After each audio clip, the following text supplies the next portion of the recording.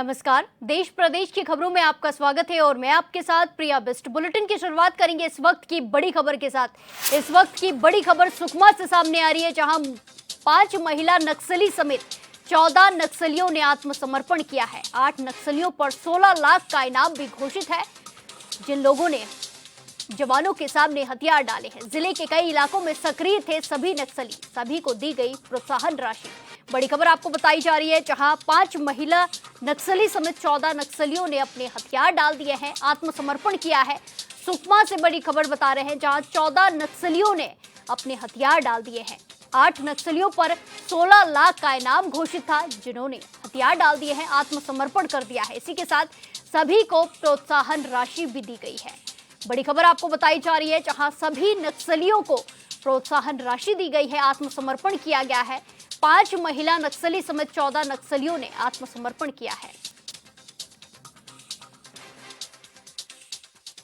सुकमा जिले में पुलिस और सीआरपीएफ द्वारा जो नक्सल निर्मूलन अभियान चलाया जा रहा है, इसके अलावा जो नियत निलंबर योजना है उससे प्रभावित होकर आज 14 नक्सलियों ने आत्मसमर्पण किया है। जो नक्सली आत्मसमर्पण किए हैं उसमें प्लाटून नंबर 26 केरला पालेरिया कमेटी व अन्य आरपीसी जैसे पालीगुड़ा, दुलेड़, इनके सदस्य शामिल है और सभी आत्मसमर्पित नक्सलियों को शासन की जो कल्याणकारी योजना है उसका लाभ दिया जाएगा। उसके अलावा छत्तीसगढ़ शासन की जो आत्मसमर्पित पॉलिसी है उसके अनुसार जो सभी लाभ है उनको दिए जाएंगे। और इसी मौके पे मैं सभी नक्सलियों को आह्वान करना चाहता हूं कि जल्द से जल्द सरेंडर करके शासन की जो आत्मसमर्पण नीति है उसके अनुसार लाभ उठाएं। इस खबर पर ज्यादा जानकारी के साथ सीधे जुड़ेंगे संवाददाता कृष्णा पटेल से। कृष्णा, जिस तरीके से एक के बाद एक नक्सली सरेंडर कर रहे हैं, आत्मसमर्पण कर रहे हैं और अब 14 नक्सलियों की खबर आई है, ऐसे में क्या कुछ अभियान चलाए जा रहे हैं, क्या कुछ जागरूक करने के लिए तकनीकें और बिंदु उठाए जा रहे हैं जिससे कि ये लगातार आत्मसमर्पण कर रहे हैं? जी देखिए, देश के गृह मंत्री ने ऐलान कर रखा है कि मार्च 2026 तक नक्सलवाद को छत्तीसगढ़ से मुक्त करना है और लगातार जवान इन प्रयासों में लगे हुए हैं। इसी को देखते हुए बस्तर के सुकमा जिले में 14 नक्सलियों ने आत्मसमर्पण किया है। आत्मसमर्पण नक्सलियों में 8 पर 16 लाख रुपए का इनाम सरकार ने घोषित कर रखा था। और आपको बता दें कि सरकार लगातार नक्सलियों के लिए योजनाएं ला रही है और लगातार अंदरूनी नक्सल प्रभावित क्षेत्रों में सरकार की विकास पहुंच रही है और नए नए सुरक्षा बलों के द्वारा कैंप भी स्टैब्लिश किए जा रहे हैं ताकि जल्द से जल्द लक्ष्य को पूरा किया जा सके। और आपको बता दें कि नक्सलियों के खिलाफ पुनर्वास नीति या आत्मसमर्पण नीति ऐसे स्कीम सरकार चला रही है। इससे प्रभावित होकर कहीं न कहीं ये नक्सलियों का आत्मसमर्पण लगातार जारी है और जवान और पुलिस के अफसर आत्मसमर्पण करवाने के लिए लगे हुए हैं ताकि ज्यादा से ज्यादा लोग जो मुख्य धारा से वंचित है वो मुख्य धारा में जुड़े और सरकार की स्कीम का लाभ लें। जी प्रिया। जी बिल्कुल कृष्णा, जिस तरीके से आपने बताया कि सरकार नीतियां चला रही है, योजनाएं ला रही है जिससे कि ये प्रभावित हो रहे हैं और लगातार आत्मसमर्पण कर रहे हैं, ऐसे में जो योजनाएं लाई गई है, नीतियां लाई गई, उनमें क्या कुछ ऐसा खास है जिससे प्रभावित हो रहे हैं? आत्मसमर्पण नीति है, नियत नीलानार योजना है जो ग्रामीण नक्सल प्रभावित क्षेत्रों में सरकार द्वारा विकास लगातार कराए जा रहे हैं। इससे ये नक्सली आत्मसमर्पण नीतियों से प्रभावित हो रहे हैं और लगातार एक के बाद एक नक्सलियों का आत्मसमर्पण का दौर जारी है। जी प्रिया। इसी के साथ साथ ये भी खबरें हैं कि जब ये आत्मसमर्पण करते हैं इनको प्रोत्साहन राशि दी जाती है, ऐसे में वो प्रोत्साहन राशि कितनी होती है?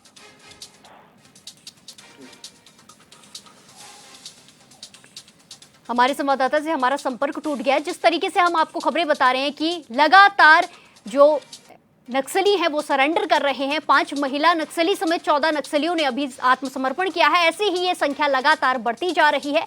ऐसे में 8 नक्सलियों पर 16 लाख का इनाम घोषित था, जिन्होंने पुलिस के सामने, जवानों के सामने सरेंडर किया है। इसी के साथ साथ सरकार नीतियां ला रही है, योजना ला रही है जिससे कि प्रभावित होकर लगातार नक्सली सरेंडर कर रहे हैं, आत्मसमर्पण कर रहे हैं।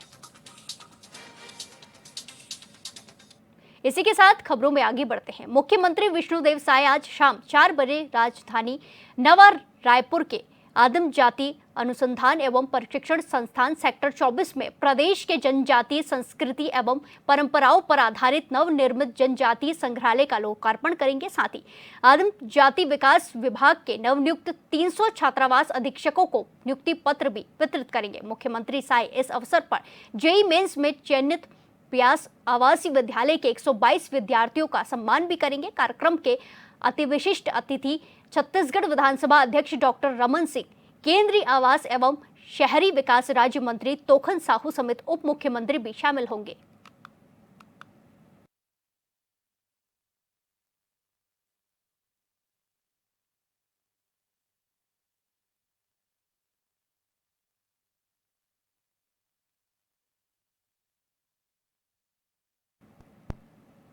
इसी के साथ खबरों में आगे बढ़ते हैं। रायपुर में भारती देवी खेतानी की मौत के मामले में अब तक कार्रवाई न होने को लेकर युवा कांग्रेस में आक्रोश है। पार्टी के प्रदेश सचिव आसिफ खान के नेतृत्व में कार्यकर्ताओं ने जोरदार प्रदर्शन कर कलेक्ट्रेट को ज्ञापन सौंपा और दोषियों के खिलाफ कड़ी कार्रवाई की मांग की है।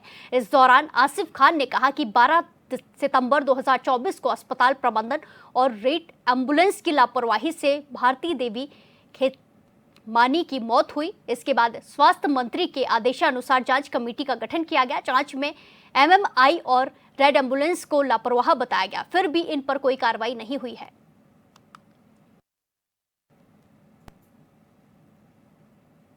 इसी के साथ खबरों में आगे बढ़ते हैं। केंद्रीय मंत्री शिवराज सिंह चौहान और सीएम विष्णुदेव साय ने ग्रामीण विकास और कृषि विभाग के कार्यों की समीक्षा की। बैठक में राज्य और केंद्र की योजनाओं के प्रभावी क्रियान्वयन की स्थिति की समीक्षा की गई। साथ ही भावी विकास रणनीतियों पर विचार विमर्श किया गया। इस दौरान केंद्रीय मंत्री ने अटल डिजिटल सुविधा केंद्रों की सराहना की। उन्होंने इसे ग्रामीण अर्थव्यवस्था में डिजिटल सशक्तिकरण की दिशा में क्रांतिकारी कदम बताया। वहीं सीएम साय ने कहा कि गांवों की समग्र समृद्धि सुनिश्चित करना छत्तीसगढ़ सरकार का उद्देश्य है।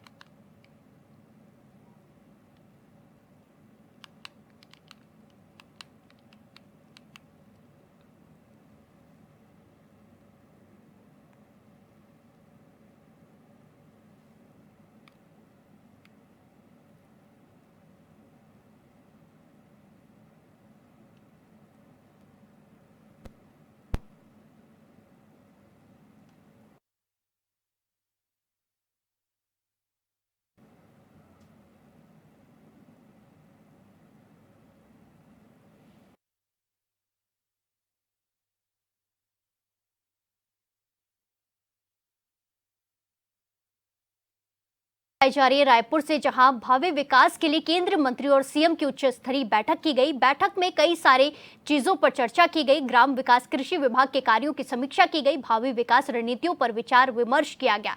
रायपुर से तस्वीरें आपको दिखाई जा रही हैं, जहां केंद्रीय मंत्री और ग्रामीण विकास विभाग की समीक्षा बैठक की गई है। भावी विकास रणनीतियों पर विचार विमर्श किया गया है। तस्वीरें आपको दिखाई जा रही हैं, जहां केंद्र मंत्री सीएम की उच्च स्तरीय बैठक रही, जहां ग्रामीण विकास कृषि विभाग के कार्यों की समीक्षा की गई है। भावी विकास रणनीतियों पर विचार विमर्श किए गए हैं। रायपुर से खबर आपको बताई जा रही है। तस्वीरें आपको दिखाई जा रही है, जहां केंद्रीय मंत्री शिवराज सिंह चौहान ने शिरकत की है और ग्रामीण विकास कृषि विभाग के कार्यों की समीक्षा की गई। भावी विकास रणनीतियों पर विचार विमर्श किया गया। कई रणनीतियों पर काम किया गया। केंद्रीय मंत्री सीएम की उच्च स्तरीय बैठक रही, जहां कई सारे मुद्दों पर चर्चा की गई। ग्रामीण विकास कृषि विभाग की समीक्षा की गई। भावी विकास रणनीतियों पर विचार विमर्श किया गया।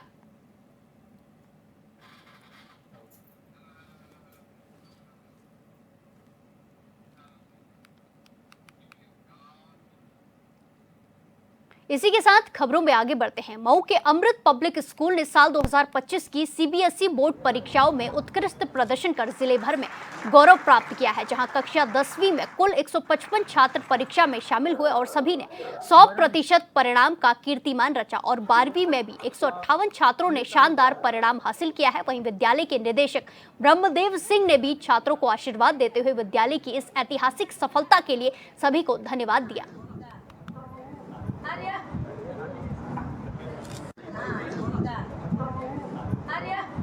ने फोन किया। कैसा लगा जल्दी? बहुत अच्छा लगा। ये तो मालूम है डिस्टर्ब किया है? नहीं, बस ये मालूम पास हो गया। हाँ, कैसा लगा? बहुत अच्छा लगा। तो शास्त्री किसको देंगे? माता पिता। माता पिता को देंगे। गुरुजनों को? हाँ, गुरुजनों। कैसा लगा आपको? बहुत अच्छा लगा। स्कूल में जो बच्चे जेएनपी में टॉप करते हैं, एक नया उमंग, नया उत्साह दिखता है। हाँ, खास करके स्कूल के लोगों को। स्कूल में भी जो टीचर्स होते हैं उनको बड़ी खुशी होती है, जो पुराने सर उनको बड़ी खुशी होती है। कैसा, उसके बारे में क्या कहते हैं? यहाँ सारे टीचर्स बहुत खुश हैं और मैं भी बहुत खुश हूँ और खुशी का माहौल है। मैं कक्षा 10वीं की छात्र हूँ।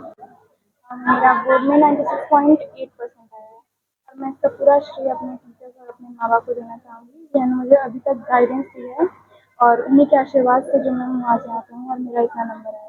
उमंग श्रीवास्तव, मैं अमृत पब्लिक स्कूल का छात्र हूँ। अभी 10वीं कक्षा का एग्ज़ाम दिया था, जिसमें आज मेरा रिजल्ट आया।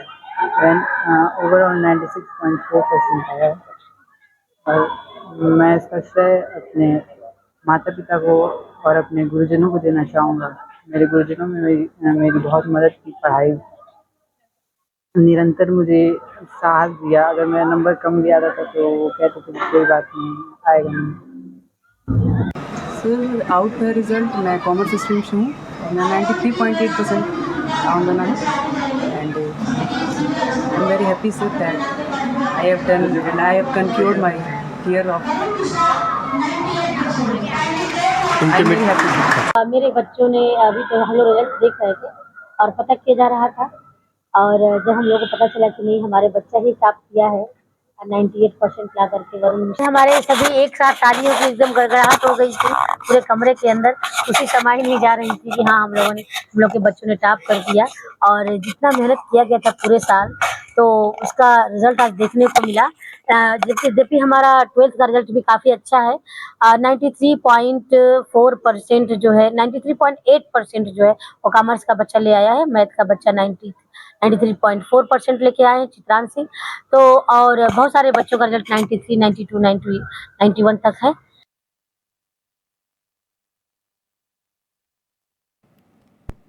खबर कानपुर से है, जहां शहीद अशफाक उल्लाह खां प्राणी उद्यान में बर्ड फ्लू से बाधिन शक्ति की मौत के बाद पूरे उत्तर प्रदेश में हड़कंप मच गया है। ऐसे में राष्ट्रीय उच्च सुरक्षा पशु रोग संस्थान भोपाल की जांच में बर्ड फ्लू की पुष्टि के बाद मंगलवार को आरएमआरसी की टीम ने कानपुर चिड़ियाघर पहुंचकर 105 कर्मियों का सैंपल भी लिया। वहीं प्रशासन ने एहतियातन आगामी 20 मई तक कानपुर चिड़ियाघर को बंद कर दिया गया है और संक्रमण को ध्यान में रखते हुए पूरे चिड़ियाघर को सैनिटाइज किया गया। वहीं लखनऊ और गोरखपुर जू को भी अगले 1 हफ्ते के लिए बंद किया गया है।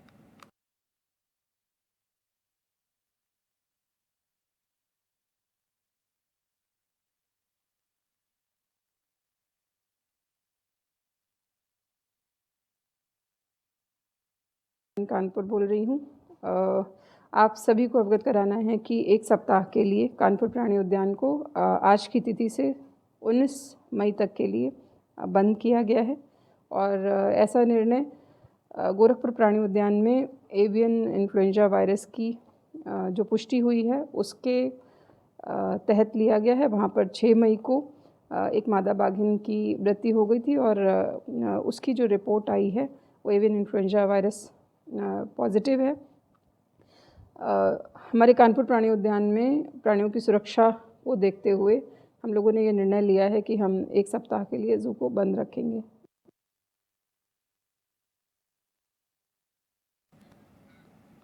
फिरोजाबाद के थाना पचोरखरा क्षेत्र में 2 पक्षों के बीच हुए विवाद में जमकर लाठी डंडे चले, जिसमें 2 दर्जन से ज्यादा लोग घायल हो गए। बताया जा रहा है कि दूध के पैसों को लेकर दोनों पक्षों में विवाद हुआ।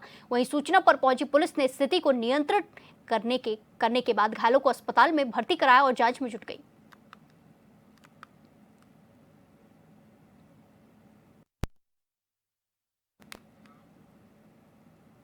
इसी के साथ खबरों में आगे बढ़ते हैं। एटा में धारदार हथियार से किशोर की निर्मम हत्या कर दी गई और खेतों में खून से लथपथ अवस्था में किशोर का शव पड़ा मिला, जिसके बाद गांव में हड़कंप मच गया। वहीं ग्रामीणों का कहना है कि गांव के ही 3 बच्चों पर धारदार हथियार से हमला हुआ है। ऐसे में 2 बच्चे मौके से भागे और एक की दर्दनाक मौत हो गई। इस घटना की सूचना मिलने पर सीओ सदर संजय सिंह पुलिस बल के साथ मौके पर पहुंचे और पुलिस ने शव को कब्जे में लेकर पोस्टमार्टम के लिए भेजा। साथ ही घटना की जांच में जुट गई है। ये घटना मिरहची थाना क्षेत्र के गांव आलमपुर की है।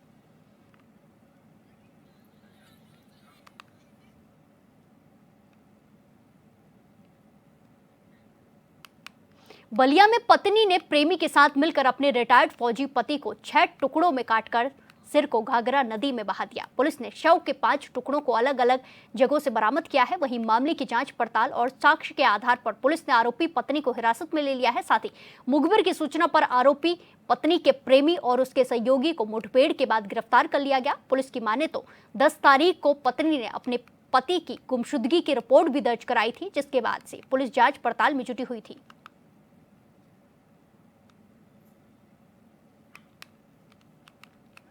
दस तारीख में रात में थाना कोतवाली क्षेत्र में एक महिला द्वारा अपने पति की गुमशुदगी की रिपोर्ट लिखाई गई थी करीब 8 बजे। उस रिपोर्ट में ये अंकित किया गया था कि उनके पति अपनी बेटी को लेने के लिए बक्सर रेलवे स्टेशन गए थे। उन्होंने पति का मोबाइल नंबर भी दिया था। जब ये प्रार्थना पत्र थाना कोतवाली को प्राप्त हुआ तो इंस्पेक्टर कोतवाली और जो हमारी सर्वेलेंस टीम है उन लोगों ने तहकीकात शुरू की तो ये पाया कि जिस नंबर के बारे में बताया गया कि वो बक्सर गया और वो नहीं मिल रहे, वो नंबर हिला ही नहीं, वो उन्हीं के घर पे रहा। तो इससे थोड़ा सा संदेह पैदा हुआ।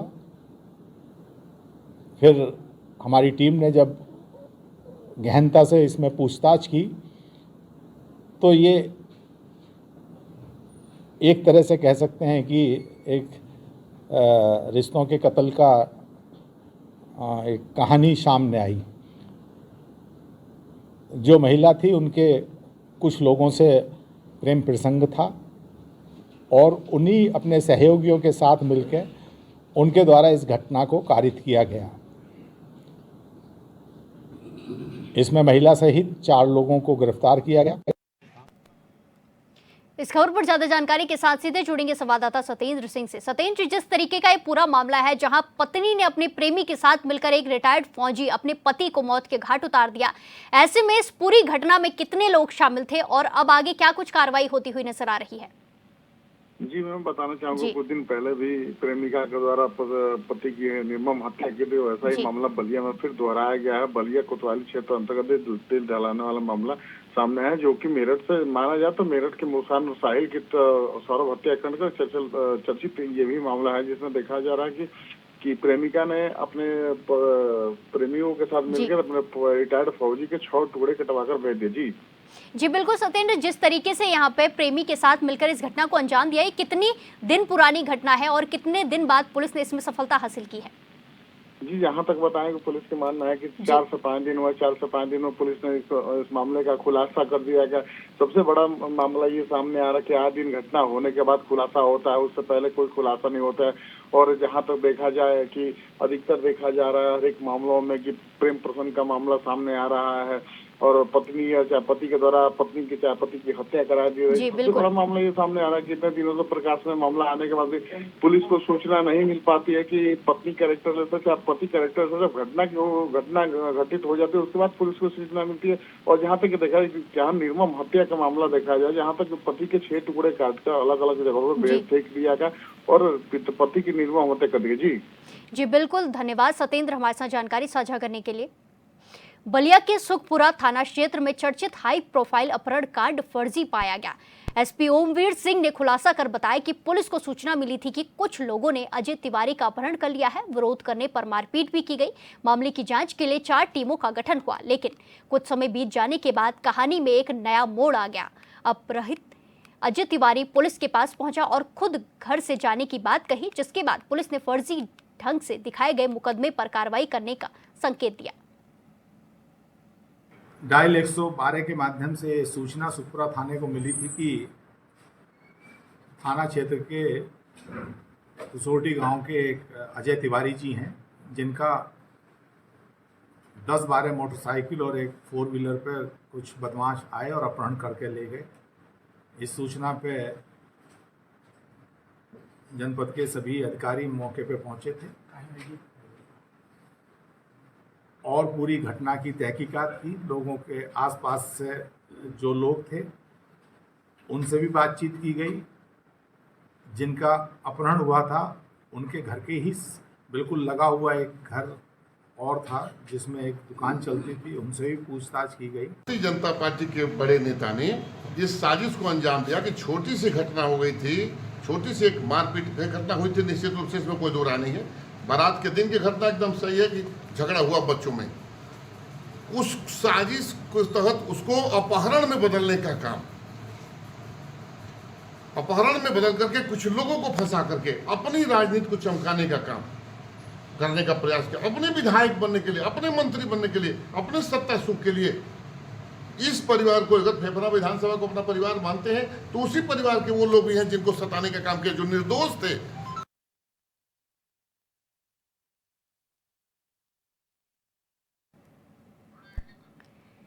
एक खबर आपको बलिया से दिखाई जा रही है, जहां कि एक अपहरण का भंडाफोड़ किया गया, फर्जी अपहरण का मामला दर्ज किया गया था, जिसके बाद पुलिस ने इसमें जांच पड़ताल की तो मामले में कुछ और ही निकल के आया। खुद जिसका अपहरण किया गया था वो थाने पहुंचा, उसने पूरी बात बताई, जिसके बाद पुलिस ने कार्रवाई की है और आगे भी कार्रवाई करने की बात कही जा रही है।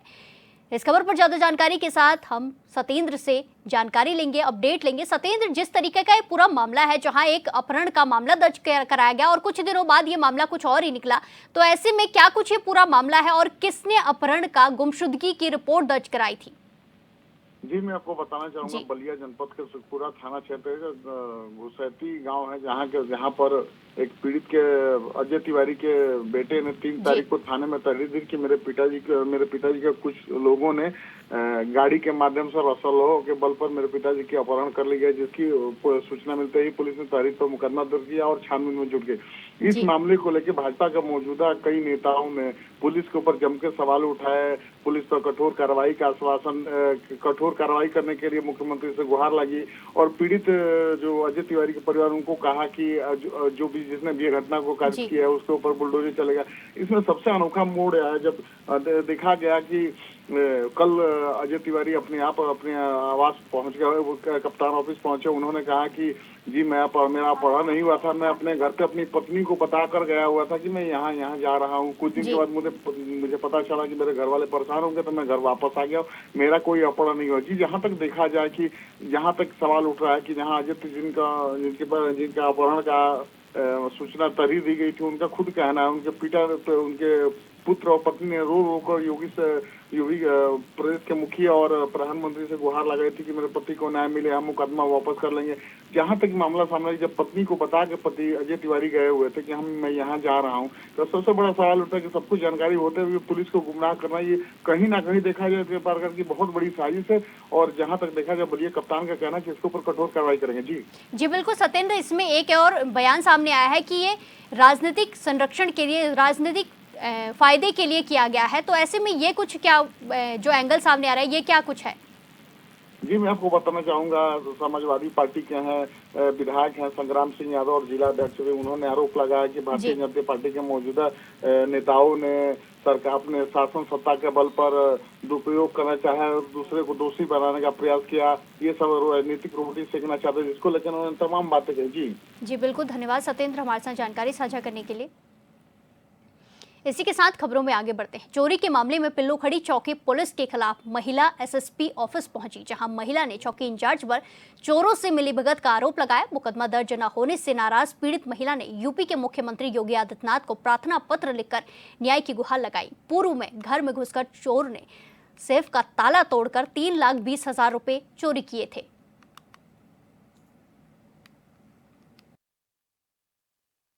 क्या नाम है आपका? सलमा। आज ऑफिस आई हो? जी, मेरी सुनवाई नहीं हो रही। आज 2 तारीख से मेरे घर में चोरी हुई है। अरानी सामने भी आ गए, कैमरे में भी आ गए, सुनवाई नहीं हो रही। चौकी वाले घड़ी पे घड़ी मुझे बुलाते हैं, भेज देते हैं, उनसे बात करते हैं। चौकी वाले हैं? सामनगर। कौन सी चौकी? बिल्लोकड़ी चौकी? जी। कितने रुपए की चोरी हुई थी आपको? मेरे 3,20,000 के 2.5 लाख मकान के थे। मेरी बहन के किन्नर के 70,000 मेरी कमेटी के, मैं कमेटी डालती हूँ और वो कैमरे में आ गए, फिर भी सुनवाई नहीं हो रही मेरी। बिल्कुल जी। कहाँ के रहने वाले हैं? वहीं पड़ोस के हैं मेरे। चौकी वाले मैं सामनगर मजीद नगर 6 नंबर गली की। और वो लड़के कहाँ के हैं? वो भी वहीं के ही हैं।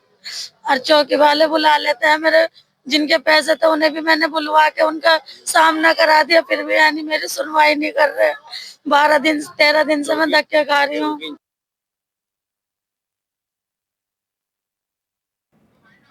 इस बुलेटिन में फिलहाल के लिए इतना ही। बाकी तमाम खबरों के लिए देखते रहिए HNN 24/7। नमस्कार।